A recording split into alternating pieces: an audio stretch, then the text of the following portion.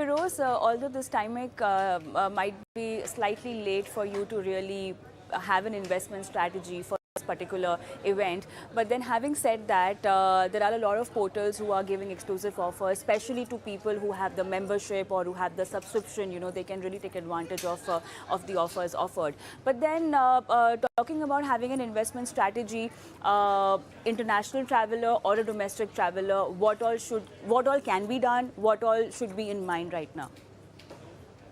Kavita, see, like you rightly pointed out, if there are 3 months, then you're too late to plan. And it's just basically, I would say that if somebody needs to plan his World Cup expense, that means he has not planned his personal finance enough. So I think this is like a shake-up.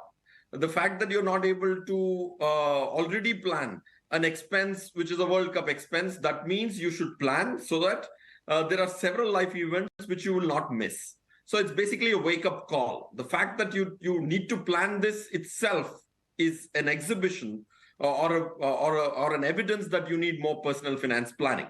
That's point one. Point two, of course, I think World Cup being conducted in India is a big boon to an international traveler.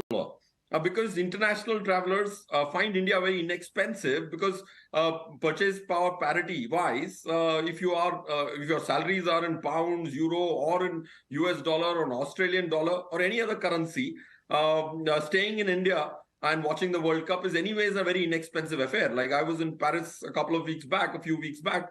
For an ordinary hotel, I paid 70,000 rupees a night, and that was no best hotel because there was an aero show going on. So point is, for an international traveler, I'm not worried at all because his incomes are going to be in some foreign currency, largely a developed country's foreign currency, and his expense is going to be in rupee. And India is relatively very cheap.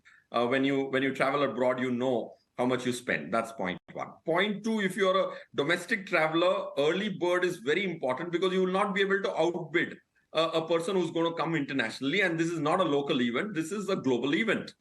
It's a ICC World Cup, and that's a big event. So you'll have to plan a little, not from an investing standpoint, from an expense standpoint. It will be impossible for you to outbid somebody else internationally who's coming to India. Point three I'm making is there are several airlines which offer a flexible fare which gives you the freedom to cancel it.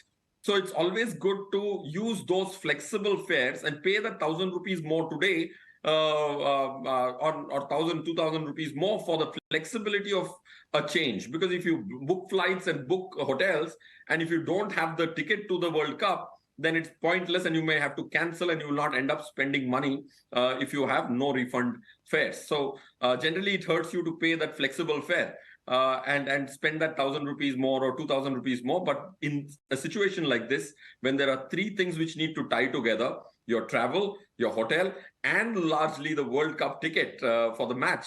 So you will have several things to cancel. So please be the early bird is the point I'm making.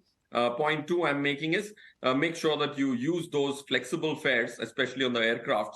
There is a flexible fare. Now, coming from an investment standpoint, Kavita, I would say if you have the money, park it in short-term funds because 2 to 3 months you can't invest in anything other than a money market fund or an ultra-short bond fund. And I can name them also. An SBI arbitrage fund could be still very good. The YTMs the incomes could be about 6 to 7% per annum. Of course, for 3 months, it will be a small number of 1.5%, 2%.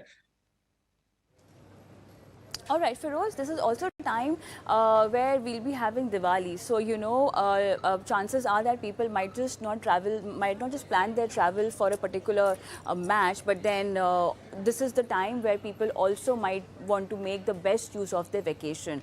As you already explained that one needs to plan better and early bird is the right strategy to opt for even if they have just 3 months left. Can we deep dive into our emergency fund? Can we just take out money from that kitty or liquidate our investment just in case we want to plan this bigger? Is that the right approach, or you think that better planning could have helped, but then just don't touch your emergency fund and other investments for something like this? Kavita, see, I think the whole purpose of actually earning money investing money is its utility. What better utility if you have passion for cricket, and which most Indians do, and if you're not able to use it, it's ironical. So I would say that, like, your show always tries to bring utility to money and not just investing. I would say you can dip into emergency fund, but on the condition that the replenishing of the quantum doesn't take more than 3 to 5 months to replenish that quantum in the emergency fund. And I don't think God can be so unkind that when you use up and that 3-4 months gestation period, if you are able to replenish, if you're not able to replenish that in the next 3, 4, 5 months, then don't touch the emergency fund, because emergency funds are for emergencies. And this is not emergency. Everybody's capability to replenish that could be very different depending on their disposable incomes on a monthly basis.